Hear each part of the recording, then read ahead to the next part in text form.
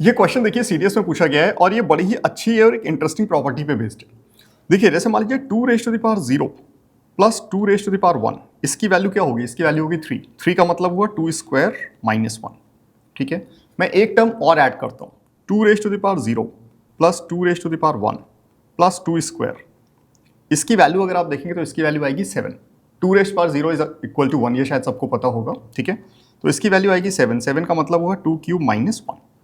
ठीक है एवरीवन, मैं कहना ये चाहता हूं कि प्रॉपर्टी आपकी ये है 2 raise to the power 0 plus 2 raise to the power 1 plus 2 square up to 2 raise to the power n which is equal to 2 raise to the power n plus 1 minus 1। Property ये है, इसको बहुत अच्छे से आप जो है समझ लें।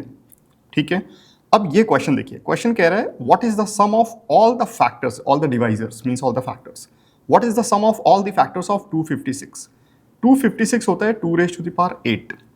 तो एक्चुअली इसके फैक्टर्स क्या क्या होंगे? इसके फैक्टर होंगे 1 means 2 to the power 0, then उसके बाद 2, then 2 raise power 2, then 2 raise to the power 3 up to 2 raise to the power 8 तक। ठीक है, अब sum of all the factors, इसका मतलब ये होगा कि आपको 1 से लेके 2 रेज टू द पावर 8 तक ऐड करते जाना है। 1 plus 2 square plus 2 cube plus 2 to the power 4 up to 2 raise to the power 8। ठीक है, तो एक्चुअली जो सम की वैल्यू होगी वो होगी 2 raise to the power 9 minus 1।